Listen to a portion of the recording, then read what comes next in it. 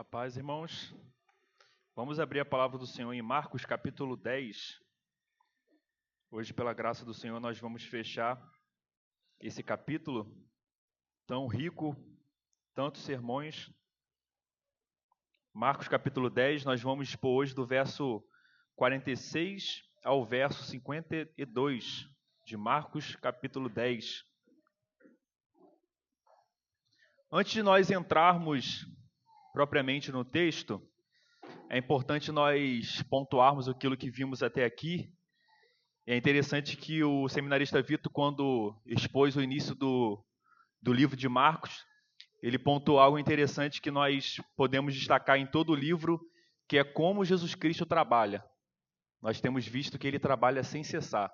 Só no capítulo 10 aqui, olha a quantidade de coisas e atos que nós vimos realizados por Cristo.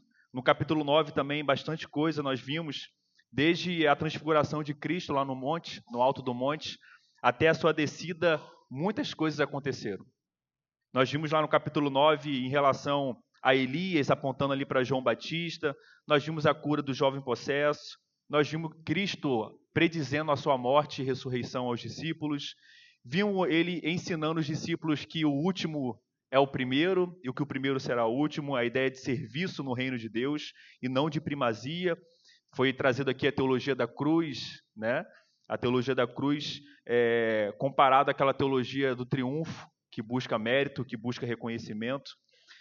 Nós vimos aqui também em relação aos perigos de fazer tropeçar os pequeninos. Vimos que os discípulos, como nós também, discípulos de Cristo, somos o sal da terra. Entramos no capítulo 10. Desde a descida desse alto monte onde houve a transfiguração, Cristo está iniciando a sua jornada para Jerusalém. É importante nós lembrarmos disso. Todos os caminhos e cidades que Cristo está passando é mirando o alvo, que é Jerusalém. E por que Jerusalém? É onde ele vai cumprir a sua missão para a nossa salvação. Então, nós não podemos perder de vista que Cristo já sabe, desde o início ele sabe, mas ele já anunciou aos discípulos o que vai acontecer em Jerusalém. E ele está seguindo nessa jornada. No início do capítulo 10, nós vimos ele atravessando o Jordão, vimos entrando na questão do divórcio, vimos ele falando sobre a importância do reino de Deus, nós termos o comportamento como crianças, que a elas cabe o reino de Deus. Foi aplicado isso aqui para nós. Vimos o perigo da idolatria do nosso coração sobre o jovem rico, que tinha o seu coração nas riquezas. Depois, propriamente, vimos do verso 23 e diante o perigo das riquezas. O foco foi aqui a questão de mamão, do dinheiro. Jesus, novamente, no verso 32, prediz a sua morte e ressurreição. Vimos o pedido absurdo de Tiago e João, na semana passada, que depois de serem exortados várias vezes sobre a teologia da cruz por Cristo, eles fazem uma pergunta, um pedido, impróprio a Cristo, se poderiam no reino de Deus um sentar à direita de Cristo e outro à sua esquerda e os outros 10 sentarem em outro lugar. Eles queriam primazia, ainda não estavam entendendo, apesar de toda a exposição de Cristo a eles. E é importante porque nesse contexto de Tiago e João, eles estão querendo pedir a Cristo e Cristo faz uma pergunta a eles, no verso 36. Que quereis que vos faça? E é importante a gente guardar essa pergunta que Cristo faz a esses discípulos, porque é a mesma pergunta que ele vai fazer ao mendigo dessa perícope de hoje. Então nós vamos ver agora a cura de um cego, tá? Esse cego da cidade de Jericó. Cristo está na jornada. Dentro dessa jornada agora ele entra na cidade chamada Jericó. E ao entrar na cidade de Jericó, ele fica por um tempo e agora com os 12 ele está saindo dessa cidade. E ao sair da cidade que ele vai encontrar esse homem cego e mendigo à beira do caminho. E nós vamos ver agora, pela graça de Deus, algumas aplicações e exposições sobre essa cena, onde esse homem cego tem a bem-aventurança de encontrar Cristo na sua vida e ter a sua vida totalmente transformada. Vamos ler do verso 46 até o verso 52. Assim diz a palavra do Senhor. E foram para Jericó. Quando ele saía de Jericó, juntamente com os discípulos e numerosa multidão, Bartimeu, cego mendigo, filho de Timeu, estava sentado à beira do caminho. E ouvindo que era Jesus, o Nazareno, pôs-se a clamar: Jesus, filho de Davi, tem compaixão de mim. e muitos o repreendiam, para que se calasse. Mas ele cada vez gritava mais: Filho de Davi, tem misericórdia de mim. Parou Jesus e disse: Chamai-o. Chamaram então o cego, dizendo: Tem bom ânimo, levanta-te, ele te chama. Lançando de si a capa, levantou-se de um salto e foi ter com Jesus. Perguntando-lhe Jesus: Que queres que eu te faça? Respondeu o cego: Mestre, que eu torne a ver. Então Jesus lhe disse: Vai, a tua fé te salvou. E imediatamente tornou a ver e seguia a Jesus estrada fora.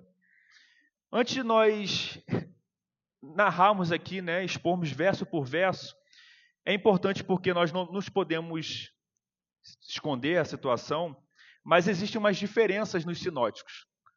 O que é relatado aqui em Marcos capítulo 10, verso 46 em diante, é o mesmo que é relatado em Mateus 20, 29 a 34 e Lucas capítulo 18, do verso 35 a 43. Mas nós nos defrontamos aqui com algumas distinções. Por que algumas distinções? Marcos e Lucas, eles vão descrever que Jesus encontra um cego. Já Mateus vai dizer que Jesus encontrou 2 cegos. Então nós temos um aparente problema aqui para resolver. Porque um texto vai narrar que tem 2 cegos, Marcos, que nós vamos ver hoje, e Lucas falam que tem apenas um cego. O segundo problema, aparente problema, é que Mateus e Marcos relatam que o encontro com o cego, de Jesus e o cego, foram enquanto Cristo saía de Jericó. Já Lucas vai narrar que foi enquanto Cristo chegava com os discípulos em Jericó. Tem diversos, irmãos, comentários dando possíveis razões para justificar essas diferenças do texto. Mas o que nós devemos nos ater aqui é que o texto não nos fala. A primeira questão, que é a diferença entre um cego e 2 cegos, nós podemos resolver de uma maneira bem simples. Tanto Marcos como Lucas não falam que apenas um cego foi curado. Eles se preocupam em tratar sobre um cego, mas eles não falam que foi apenas um. E aí muitos vão dizer que provavelmente esse cego, chamado Bartimeu, filho de Timeu, era um cego com maior importância. E por isso Marcos e Lucas priorizou falar sobre esse cego, ocultando o outro. Mas ainda é conjectura. O texto não nos fala o porquê. Então tem diversas razões para explicar.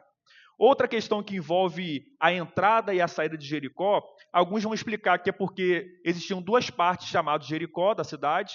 Então você saía um pouco da primeira entrada e entrava em outra parte, como se fossem 2 partes, como se fosse primeiro e segundo distrito de Cabo Frio. Nós saímos de Cabo Frio, passamos por São Pedro, mas novamente estamos em Cabo Frio, mesmo saindo dele. Então a razão seria que ele entra, mas também ao mesmo tempo que entra, está entrando por questão de distritos diferentes. Novamente, conjectura, o texto não nos informa. Tá? Então, é importante nós pontuarmos isso, porque são textos inspirados por Deus.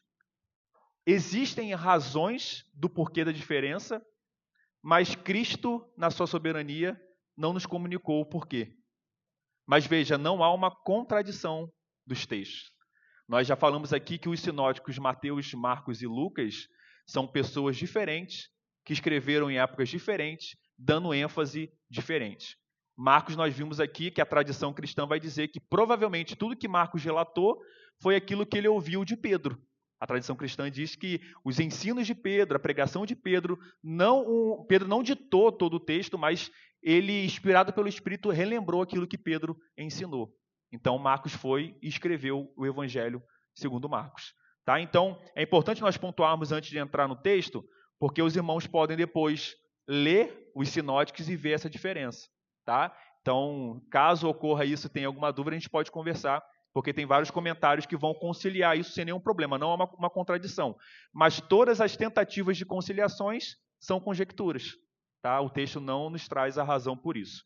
Então, vamos prosseguir do verso 46 em diante, agora entrando nessa cena, nesse cenário, nessa narrativa, nessa descrição sobre esse cego em Jericó. Nós temos então que depois de chegarem em Jericó, quem? Cristo e os 12 discípulos agora eles estavam saindo de Jericó, juntamente com uma numerosa multidão. E ao seguir em saída, lembrando que a meta, né, o destino é Jerusalém, estão saindo agora de Jericó, indo para Jerusalém, eles encontram um homem chamado Bartimeu, cego mendigo, e esse homem é filho de Timeu. É interessante que Mateus, Marcos e Lucas, somente Marcos nomeia esse cego. Dos sinóticos, somente Marcos se preocupa em nomear esse cego, dá um nome a ele. É bem provável que ele ouviu de Pedro contando com detalhes a história, e por isso ele se lembrou, inspirado pelo Espírito, e colocou o nome. Então, o nome desse cego é Bartimeu. Esse homem estava sentado à beira do caminho, porque ele mendigava. É muito comum, irmãos, nós temos visto isso no Evangelho, no Novo Testamento, na Antiguidade, pessoas portadoras de deficiência, era comum que essa deficiência fosse associada com a mendigaria. Por quê? Na Antiguidade, como em muitos lugares hoje, a gente não tinha meios de provisão para aquelas pessoas que não poderiam se sustentar. A provisão diária dessas pessoas era provisão que vinha da generosidade de outros. Então, seja da generosidade do povo de Deus, no sentido de acudir os necessitados, as viúvas, os órfãos, seja também por até aqueles fora do povo de Deus, os ímpios, que com base na misericórdia que está dentro da graça comum, eles também ajudavam essas pessoas. Então, infelizmente, era muito comum, tá? Quem era cego, quem era coxo, nós vimos isso nas narrativas, eles também eram mendigos, eram pedintes, era associado àqueles que estavam pedindo esmola. E essa era a situação desse homem chamado Bartimeu. Ele vivia, a sua provisão dependia da generosidade das pessoas. E aí, enquanto ele está ali mendigando mais o dia, nós não sabemos como, mas ele ouviu a respeito de um homem que estava na cidade chamado Jesus Cristo. O texto não nos fala, mas ele está sabendo que Jesus está na cidade. E o texto vai nos trazer, e Lucas traz um ponto muito interessante, porque o Lucas vai dizer que o cego ouviu um tropel de multidão, um tropel da multidão. E tropel é a ideia de ouvir passos fortes. Sabe quando a gente está em um lugar que tem muita gente andando, um lugar a gente consegue ouvir aqueles barulhos de passos, né? Uma multidão batendo passos, caminhando, alguma coisa assim, como se fosse uma ideia de marchar, né? Aqueles barulhos de marcha. Então, quando ele ouviu esse tropel da multidão, esse número de muitas pessoas andando, caminhando, ele logo entendeu que era a passagem de Cristo. A gente consegue imaginar um homem que provavelmente estava ali há muito tempo naquele caminho, ouvindo pessoas passando, voltando, saindo, entrando na cidade. Mas é bem provável que ele jamais ouviu tanta gente andando, tanto reboliço, igual ele ouviu nesse dia onde Cristo estava passando. O texto vai nos dizer que era uma grande multidão. Nós estávamos, alguns irmãos aqui ontem, em um evento, e um pouquinho que encheu, a gente já teve dificuldade de se locomover lá, um pouco apertado. Agora imagina esse evento aqui, um evento onde Jesus Cristo, que tem os seus feitos já espalhados ali na antiguidade, por toda a Samaria, Judeia, por onde ele passou.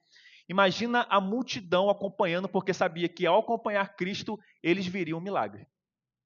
Eles viriam coisas extraordinárias. Porque antes de Cristo chegar, muitos lugares já estavam ouvindo a respeito dos feitos de Cristo. E a gente consegue imaginar, montar essa cena dentro da nossa mente, desse cego ouvindo os 12, Cristo e uma grande multidão passando. E nós vamos ver mais à frente que esse cego estava sentado. Ele estava sentado à beira do caminho. Então, uma multidão caminhando em pé e ele sentado à beira do caminho. E ele viu uma grande oportunidade, porque ele ouviu passar Jesus Cristo e os 12. E esse homem era mendigo. Esse homem era cego. Ele ouviu falar sobre Cristo. Provavelmente ele ouviu falar da misericórdia de Cristo, da generosidade de Cristo. E então, quando ele ouve que Cristo e uma grande multidão está passando, que esse homem faz? O que esse mendigo faz? Ele começa a clamar. Ele começa a clamar. E qual é o clamor desse homem que está sentado à beira do caminho, enquanto uma grande multidão de centenas e centenas, talvez de milhares de pessoas, estava passando, saindo de Jericó? Ele clama: Jesus, filho de Davi, tem compaixão de mim. Nós conseguimos imaginar esse homem sentado, vendo uma grande oportunidade da sua vida, que é receber a cura, que é passar a enxergar novamente, que é não depender mais da mendicância para a sua sobrevivência, que é poder enxergar novamente. Às vezes nós não damos valor, mas nos coloquemos um pouco no lugar desse homem. Imagina não termos mais a nossa visão. Imagina nós vivermos em trevas. Não podemos ver quem amamos, não poder ver toda a beleza da criação quando nós passamos pela praia, nós aqui da cidade, contemplamos toda a beleza da praia, do mar, da criação do Senhor, tudo que o Senhor fez tão bem, tão belo, tão bom e tão belo. Imagina, irmãos, nós acordarmos em trevas, não enxergarmos mais. Imagina se diante dessa situação muitos anos se passassem sem a nossa visão e nós ouvíssemos que um homem chamado Jesus Cristo, que por onde ele passou, ele curou muitos de forma misericordiosa. Imagina a disposição e o ânimo do nosso coração em poder encontrar. Mas veja, o contexto desse homem chamado Bartimeu é um contexto de muita diversidade. Primeiro, ele está sentado à beira do caminho. Irmãos, quem já ficou numa multidão, já sentaram? Na época que nós frequentávamos shows, né, o show Expo Gospel, bem no passado, nós já tivemos a impressão, essa experiência de sentar no meio da multidão. Não tem como você ser ouvido. A multidão falando e você abaixo da multidão, a ideia natural da física é que sua voz seja abafada lá embaixo mesmo. Ela não vai sobressair. Então esse homem já enfrentou o primeiro obstáculo dele, que é ser ouvido por Cristo. Porque uma grande multidão estava atrás de Cristo, Cristo provavelmente já estava passando por ele, e ele clama sem saber a posição de Cristo. Se Cristo está passando, se está atrás, se já passou, ele só sabe que pode gritar, na esperança de ser ouvido pelo Mestre. E ele clama por Cristo. Provavelmente esse homem gritou várias e várias vezes: Jesus, filho de Davi, tem compaixão de mim. Tem compaixão de mim. E é muito interessante aqui porque esse homem utiliza dessa expressão filho de Davi, que é uma expressão que aponta para o Messias. Não que esse homem já entendesse todo o papel de Cristo como Messias, da morte, da ressurreição, da expiação, mas ele entendia o início. Ele já entendia que Cristo não era qualquer mestre. Cristo não era qualquer homem. Ele era o filho de Davi, o ungido prometido no Antigo Testamento. E por que nós podemos inferir isso, esse conhecimento inicial? Porque essa expressão filho de Davi já era uma expressão que era repreendida pelos fariseus. Nós temos uma passagem onde crianças louvam a Cristo, chamando ele de filho de Davi, e o texto vai nos dizer que os fariseus não gostaram. Eles buscaram repreender. Ou seja, eles já entendiam que esse título filho de Davi era o título de Messias. Era o sinônimo de Messias e filho de Davi. E é interessante porque nós vimos nos textos passados que Cristo pergunta aos discípulos em relação a quem o povo diz que eu sou. Uns dizem que tu, ó Cristo, é quem? Elias. Outros, João Batista. E ele pergunta, mas tu, vocês, quem dizem que eu sou? E nós temos Pedro, cheio do Espírito Santo, dizendo que tu és o Cristo, o Filho do Deus vivo. Veja, esse homem não está naquele grupo que considerava Cristo como ou João Batista que retornou, ou Elias que retornou. Não, esse homem estava numa posição melhor, porque ele já estava professando com seus lábios que Cristo, que Jesus não era apenas um homem, não era apenas um mestre, não era apenas um rabino. Ele era o Cristo, ele era o Messias, ele era filho de Davi. E esse homem clama. e aguarda a compaixão. E é interessante que no verso 48, ele encontra o segundo obstáculo. O primeiro é ser ouvido. Sentado à beira do caminho, uma multidão falando, imagina o reboliço que era, e ele gritando abaixo. O segundo obstáculo é por quem estava perto dele começou a repreender ele. O texto não nos fala por que esse homem estava sendo repreendido, mas o verso 48 vai falar, e muitos, ou seja, muitas pessoas que estavam próximas dele, repreendiam para que ele se calasse. Veja, o homem já está abaixo, o homem é cego, está clamando, e os que estão mais próximos, que podem ouvir e serem instrumentos em favor dele para chamar Cristo, começam a repreendê-lo. E nós não sabemos o porquê. Talvez seja porque ele estava gritando o filho de Davi, isso poderia atrair a atenção dos líderes religiosos e ter algum tipo de represália, algum tipo de admoestação. Ou esses homens acreditavam que esse homem não era digno de gritar Jesus, Jesus, porque ele era um mendigo? Ele era um homem cego, sem importância na sociedade? Quem era ele para ficar gritando, chamando o mestre? Nós não temos razões explícitas na palavra. Nós temos que, de fato, esse homem encontrou um segundo obstáculo, que eram pessoas repreendendo ele para que ele não gritasse. E esse homem, ele persevera. Ele tem um propósito que é ser percebido por Cristo. Tudo está cooperando para ele não ser percebido. Mas ele continua clamando. Ele sabe quem é Cristo. Esse Jesus é o filho de Davi. É o Messias. É aquele que, não apenas tocar, curou a mulher. A mulher que tocou nele foi curada. Aquele que somente com a sua palavra curou. Esse homem sabia que esse Jesus, esse mestre, poderia ouvir o seu clamor, mesmo diante de tantos obstáculos.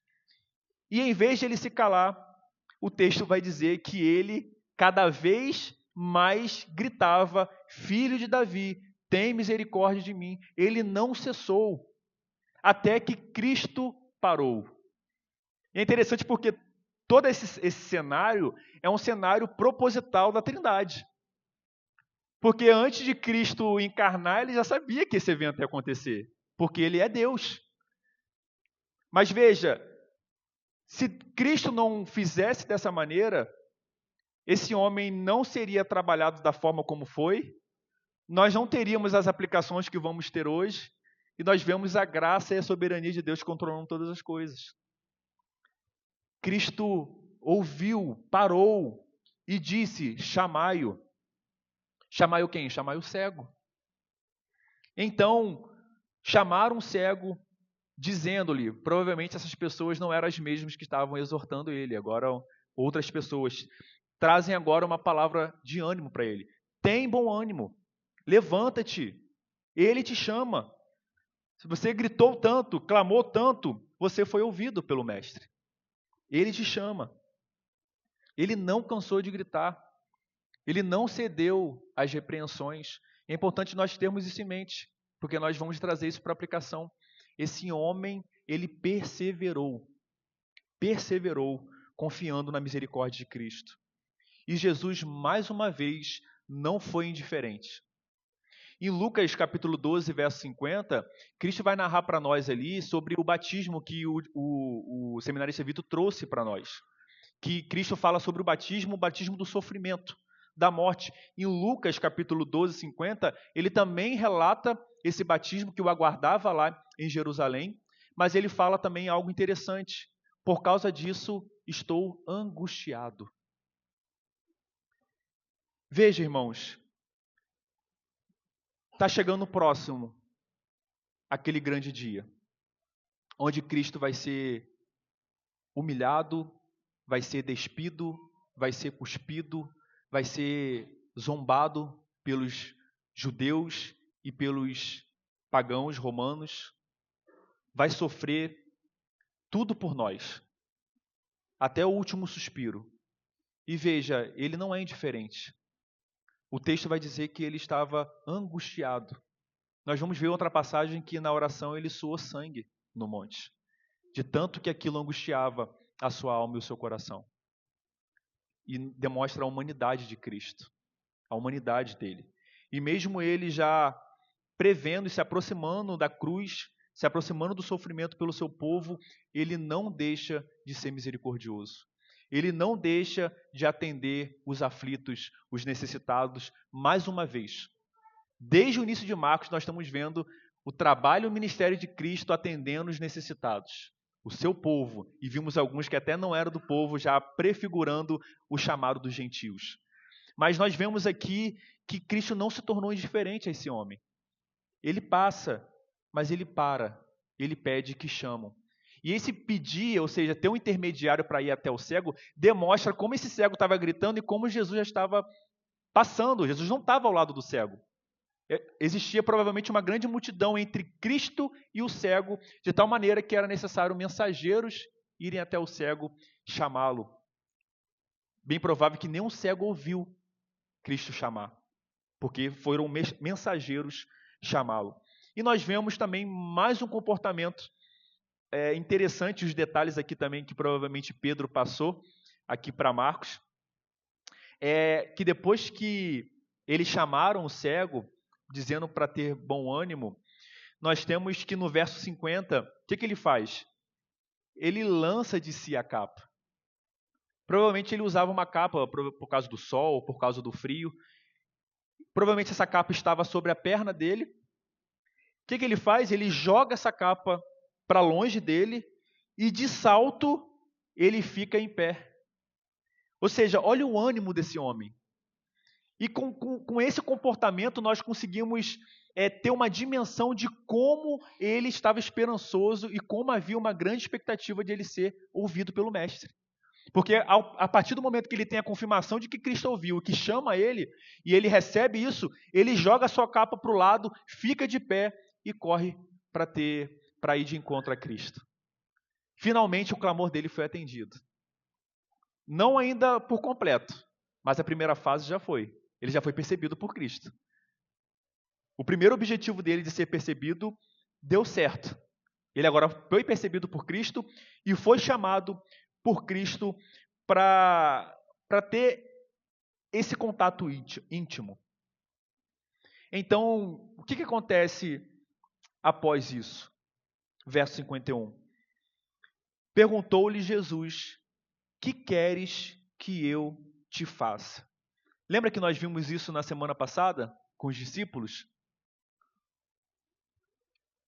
Nós vimos que a mesma pergunta que Cristo fez para Tiago e João: o que vós quereis que vos faça? E nós vemos que o pedido deles foi totalmente inconveniente e indevido. Não baseado na teologia da cruz, mas baseado na teologia do triunfo, do reconhecimento. Um pedido absurdo, em detrimento dos 10, cada um ao lado de Cristo. Foram exortados por Cristo. E novamente Cristo faz essa pergunta agora para um homem mendigo e cego.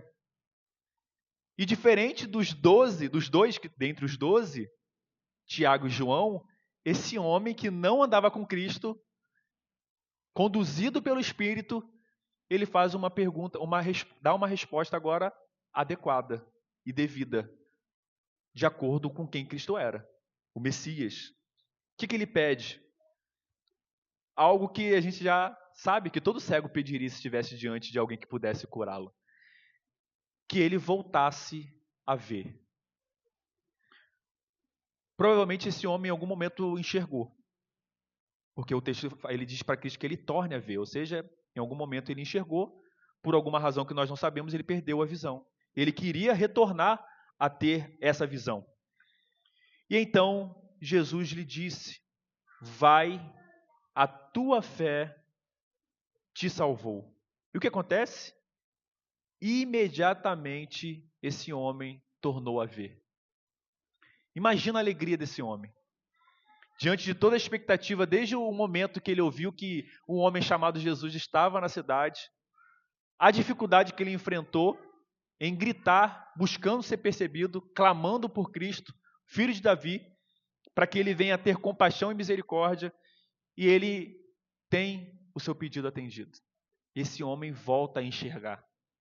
E é interessante que o texto vai nos dizer que não somente ele foi embora. O que o texto nos diz? ele tornou a ver e ele seguia a Jesus estrada fora. Veja, esse homem recebeu algo muito além da cura física. Além de seus olhos carnais serem restabelecidos e agora ele poder enxergar, ver toda a beleza da criação, enxergar tudo aquilo que nós muitas vezes desprezamos, mas que para uma pessoa cega, a coisa mais, às vezes, irrelevante para a gente, seria uma das coisas mais importantes se ela pudesse ter o privilégio de enxergar mais um dia. Nós vemos aqui que, além de Cristo restaurar a sua visão física e carnal, além disso, e muito mais importante, Cristo restaurou a sua visão espiritual. Esse homem recebeu a fé para a salvação. Ele encontrou a salvação em Cristo. E esse homem não podia fazer diferente de qualquer um que segue a Cristo.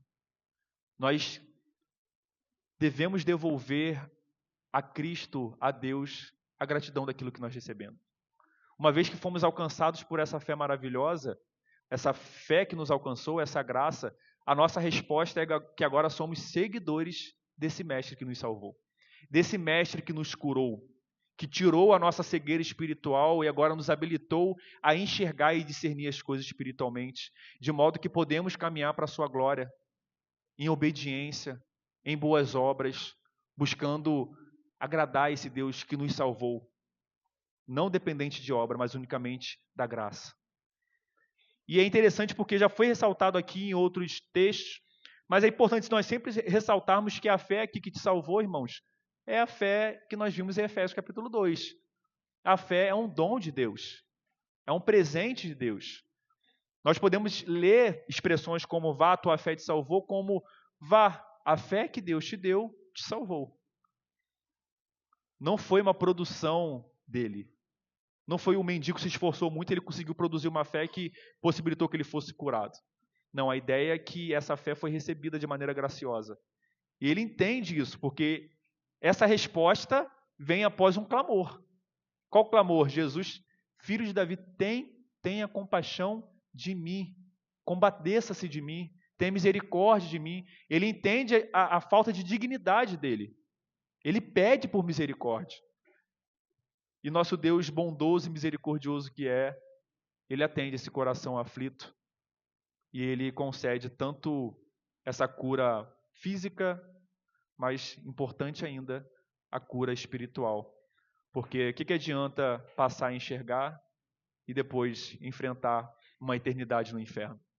Então esse homem teve uma dupla bênção, um duplo milagre. O primeiro milagre, a questão da restauração da visão, e o segundo milagre, a restauração da vista espiritual, tirando aquelas escamas que todo o homem que nasce contendo. Vamos a algumas aplicações, irmãos. Algumas aplicações para nós do texto. Primeira aplicação de 4 que nós veremos, a primeira aplicação é que nós vemos aqui o bom ânimo do mendigo, de Bartimeu. Nós vimos que quando o clamor dele é ouvido por Cristo, como ele reage a isso? Ele joga a capa que estava sobre ele para o lado, dá um salto, ou seja, ele não levanta devagar, ele levanta com muita empolgação, ele corre ao encontro de Cristo. E o que nós podemos aplicar para nossas vidas é como nós temos nos relacionados com Cristo. Nós temos essa relação baseada em um bom ânimo, porque de fato é uma grande oportunidade orarmos, termos comunhão com Cristo, com a Santíssima Trindade, ou nós vamos pesarosos. Vamos colocar aqui uma cena, se fôssemos nós, de repente, ou no nosso dia a dia, será que a gente, quando tem a oportunidade de orar e ler a palavra no dia corrido, será que a gente faz isso de um salto, animado, ou a gente joga o cobertor com uma preguiça, quase não tirando do corpo, levanta com muita dificuldade? do caminho até a estante onde está a Bíblia, muitos obstáculos. Parece que enfrentamos uma multidão diante de nós, pior do que esse mendigo enfrentou. Como tem sido a nossa relação com Cristo? Tem sido uma relação como esse homem, que nós nos relacionamos com o filho de Davi, o Messias, o autor da nossa salvação, aquele que morreu para expiar os nossos pecados, e isso nos conduz a ter bom ânimo em estar com Ele, e estar com Ele é comunhão com Ele na leitura bíblica, na oração, e não desprezando a comunhão com os santos. Porque Cristo nos ensina o quê? Que nós somos o corpo dele. Não é possível ter relação com a cabeça sem ter relação com o corpo. O nosso relacionamento começa na igreja. Junto, não separado. E esse bom ânimo pode incluir tanto os nossos afazeres espirituais nas nossas casas, nos 7 dias que temos, como também os nossos compromissos com a igreja local. Temos tido bom ânimo, como esse homem cego e mendigo teve, um homem que enfrentou muitas dificuldades que nós não chegamos nem perto de enfrentar. Mesmo ele, daquela maneira, encontrou bom ânimo, antes de ser salvo. Nós que já fomos salvos, nós que já fomos reabilitados, que já recebemos a fé, que esse homem não tinha recebido ainda, completamente. Como tem sido a nossa resposta para esse Cristo, o Filho de Davi, o Messias? Que possamos meditar e buscar ter bom ânimo no nosso relacionamento com Deus, no nosso relacionamento com a Santíssima Trindade. Ter alegria. O seminarista Vitor trouxe uma certa vez que, primeiro, nós devemos trazer como obrigação. Nós vimos hoje no estudo também com o diácono Jael. É uma obrigação, mas essa obrigação deve ser acompanhada com deleite. Quando não tem deleite, não nos afastemos da obrigação. A obrigação ainda está lá, ainda temos que cumprir. Mas oremos para que passemos a ter deleite, para que essas duas coisas venham andar unidas.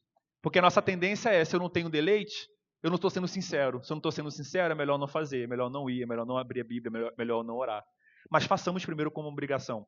Nos arrependamos e peçamos a Cristo para que Ele reabilite o nosso coração, as nossas afeições, para que venhamos ter um bom ânimo como esse homem, mendigo e cego, teve. Ao enxergar a oportunidade de se relacionar com Cristo, diante de uma multidão que estava entre ele e o Mestre. Nós temos a promessa e a certeza de que quando nós fechamos nossos olhos e oramos, nós temos contato diretamente com o Pai. Não é isso que Hebreus nos ensina? O véu foi rasgado e agora nós temos acesso diretamente ao Pai. Não há mais necessidade de todo aquele rito cerimonial do sumo sacerdote, dos sacerdotes. Nós temos acesso direto ao Pai. Coisas que os judeus ansiaram e não tinham, nós temos. Mas nós desprezamos esse acesso privilegiado que temos. Que venhamos nos arrepender. Que venhamos ter bom ânimo e trazer com zelo isso. O segundo ponto que nós aprendemos no texto de hoje é sobre um clamor persistente. Esse homem clamou, nós não sabemos quantas vezes, mas ele clamou até ser ouvido por Cristo. Mesmo sendo admoestado. Ele clamou o tempo todo. Ele clamou, Jesus Cristo, Filho de Davi, tem compaixão de mim. Esse verso é um verso que me traz boas lembranças, porque na minha adolescência, não sei se minha mãe se recorda, mas teve um momento que eu tive uma grande crise de fé. Aos 14 anos, eu achava difícil como crer em algo que eu não via. A fé que a gente estava na igreja, e uma certa vez eu fui no quarto com minha mãe e falei com ela sobre isso, que eu estava tendo dificuldade de crer que Deus existia, que de fato... E aquilo estava me corroendo, porque eu era da igreja, eu sabia que isso era pecado, mas eu estava tendo dificuldade. E eu lembro que minha mãe falou, ore, peça a Cristo em oração para que Ele confirme a sua fé. E eu lembro que no meu quarto, sozinho, devia ter uns 14, 15 anos, eu clamei justamente o que esse mendigo clamou. Eu falei, Jesus, Filho de Davi, tem compaixão de mim, tenha misericórdia de mim, porque eu estava tendo crise de fé. E o Senhor me preservou. Ele atendeu o meu clamor. Isso tem muito tempo já. Então, não deixemos de clamar a Ele. Ele nos ouve. Ele nos ouve. Ele é misericordioso, irmãos. Às vezes nós achamos que a nossa fé é somente racional. Ela tem um campo racional. O campo do culto racional. Isso é exigido de nós, a nossa razão devota a Cristo. Todo conhecimento devoto aos pés de Cristo. Mas também há um campo da afeição, há um campo subjetivo que somente Cristo alcança. Não há conhecimento intelectual que chegue. E eu conhecia, mas ainda não tinha experimentado. Nós sabemos que ali é o início da caminhada, né? Não é por completo. Nós vamos viver essa vida toda aqui, aprendendo mais de Cristo, amadurecendo na fé em Cristo. Mas sabendo que esse Cristo, ele é misericordioso. Ele ouve o nosso clamor. Que venhamos ser persistentes. Venhamos ser como esse cego, clamar, clamar, clamar, confiados de que Ele há de nos ouvir, se o nosso clamor for um clamor legítimo, for um clamor baseado num fundamento bíblico, que glorifica a Deus, não baseado em mimos, não baseados em pirraças, como muitas vezes nós fazemos, mas baseado em glorificar a Cristo, em fortalecer a nossa vida espiritual. E depois desse segundo ponto, que é um clamor persistente, a sequência que vem é que um clamor persistente é feito a quem? A um Deus. E esse Deus, que agora é a aplicação, ele é um Deus misericordioso. Porque não adianta nós persistirmos no clamar, se do outro lado nós não sabemos se o Deus que está lá há de nos ouvir. Mas a promessa bíblica que nós temos é que Cristo nos ouve. O que nós vemos desde o Antigo Testamento é que, diferente daqueles que serviam a Baal, que serviam a falsos deuses, nós servimos a um Deus que não é feito por mãos humanas, não é feito do artifício, não é feito da pedra, do barro ou da madeira, mas nós confiamos e clamamos a um Deus que tem boca e fala, que tem ouvido e ouve, que tem olhos e tudo enxerga. É um Deus que responde à nossa oração. É um Deus que nós vimos em diversos momentos, que ao mesmo tempo que ele é transcendente, ou seja, ele é o Criador, ele não se confunde com a criação, ele está sim distante, no sentido de preencher todo o cosmos, ao mesmo tempo ele é um Deus imanente, ele é um Deus de perto, um Deus que habita no coração dos crentes, um Deus que entende o nosso clamor, que ouve, e não somente ouve, ele se sensibiliza com o nosso clamor, e ele responde. Ele cura, Ele restaura, Ele nos fortalece, porque Ele é um Deus misericordioso. Que possamos clamar persistente, mas também peçamos a Ele para fortalecer a nossa fé, para que venhamos lembrar a quem estamos pedindo, a quem estamos clamando. Não é um Deus distante que nos ouve, mas é um Deus, como Paulo vai dizer em Atenas, pregando lá, que Ele está tão perto, que se pudessem tocar, eles poderiam ser percebidos por Deus, como se tateando, como cego tentando tocar em alguma coisa, mas nós não estamos nessa condição. Nós fomos reabilitados, a nossa visão e a nossa cegueira espiritual já foi resolvida, nós enxergamos espiritualmente. Nós podemos discernir as coisas espiritualmente, então estamos numa condição muito superior desses pagãos que Paulo vai trazer lá em Atos. E o último ponto, irmãos, o Deus que é misericordioso, ele também é um Deus generoso. Faça uma recapitulação da sua vida e de tudo o que Deus já fez por você. Esse homem fez um pedido. Ele só queria voltar a enxergar. Mas Deus lhe deu muito mais, porque Cristo é generoso. Ele podia só curar esse homem, mas além de curar, ele deu a fé salvífica para ele. E fez com que esse homem herdasse a vida eterna, o paraíso, muito melhor do que enxergar, porque todos os eleitos, inclusive os cegos, hão de enxergar no paraíso um novo céu, nova terra. Esse homem teve um duplo benefício, ele passou a enxergar aqui, não somente físico, mas espiritualmente também, mais importante, e ele está agora com Cristo, porque a fé salvífica chegou em sua vida. E que possamos lembrar, louvar e glorificar a Deus por Ele ser um Deus generoso. Porque em nossas vidas temos experimentado muito mais do que aquilo que nós pedimos. Nós cantamos um hino, conta quantas bênçãos, digas quantas são, recebidas da divina mão. Se nós tentarmos contar, nos perderemos, porque as bênçãos são muitas. Tem um louvor que diz também mais de 1000 razões para louvar a Deus. Muito mais de 1000. Todos os dias nós experimentamos da graça e misericórdia quando nós abrimos nossos olhos e temos mais uma vida, mais um dia de vida que o Senhor nos dá. Que possamos lembrar disso, irmãos. Que possamos lembrar que esse Deus ele é misericordioso. E além de misericordioso, ou seja, Ele atende o nosso clamor, Ele nos dá muito mais do que merecemos e do que pedimos. Muito mais. Mesmo sendo negligentes, mesmo sendo uma vida espiritual muito aquém do que Deus requer de nós. Muitas vezes nem sequer oramos. Ainda assim, Ele nos atende nas nossas necessidades que nem sequer colocamos em oração. De tão bondoso e misericordioso é o nosso Senhor. Mas que venhamos a ter bom ânimo, venhamos a colocar as nossas orações, as nossas petições em Cristo, clamar a Ele, e que venhamos ter comunhão e bom ânimo. Não venhamos fazer as coisas como a gente acaba fazendo durante a semana, muito arrastado, mas venhamos lembrar desse cego durante a semana e ter bom ânimo, porque estamos numa condição muito superior que esse homem estava.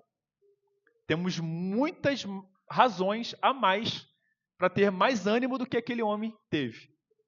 Que venhamos nos arrepender, que venhamos ser exortados pelo Espírito e venhamos ter mudança de vida. Que não adianta nós constatarmos e amanhã, como vimos pela EBD do irmão Israel, pelo diácono Israel, nós novamente cairmos no caminho. Nós vimos como tem sido difícil a nossa devoção a Deus. De manhã vimos 10 motivos com o diácono Israel, 10 motivos, poucos ainda, só alguns, começando. 10 motivos para amar a Deus. Nós fomos maravilhados pelos 10 motivos, mas há uma constatação triste feita pela igreja, por nós. Por que tem sido difícil amar a Deus? Por que tem sido difícil amar a Deus? Se todos nós reconhecemos que Ele é bom, que Ele é misericordioso, que Ele é compassivo, que Ele atende o nosso clamor, que Ele é completamente bom, mas por que tem sido difícil amar um Deus tão bom? É uma pergunta e uma reflexão que fica para todos nós aqui. A semana aponta que tem sido difícil amar esse Deus. Porque amor acompanha o quê? Obediência. Quem me ama, guarda o quê? Os meus mandamentos. Se nós temos vivido em desobediência, a consequência lógica é que nós não temos amado como deveríamos amar. Por quê? Por que isso tem acontecido? É o diagnóstico.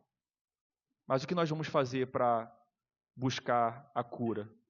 Vamos confiar em nós mesmos? Vamos traçar uma rotina para segunda-feira ser diferente? Não, irmãos. Nós vamos fazer como esse cego fez. Jesus, filho de Davi, tem compaixão de mim. Me ajude a viver uma vida de gratidão e devoção a Ti, porque eu recebi o mesmo que esse homem recebeu. Eu recebi a visão espiritual. Eu recebi a vida eterna e a salvação e a esperança de ter um Deus nesse mundo, de fazer parte de uma família, de ser co-herdeiro com Cristo, de ser adotado na família de Deus, de ser, como o apóstolo Paulo fala em Efésios, não mais estrangeiros, como gentios que nós somos, mas sim concidadãos. Ou seja, nós temos a mesma cidadania daqueles primeiros que foram os judeus. Que peçamos a Cristo para que Ele tenha misericórdia e que venhamos nos esforçar para fazer diferente. Vamos orar, irmãos. Senhor, nós te louvamos, ó triuno Deus.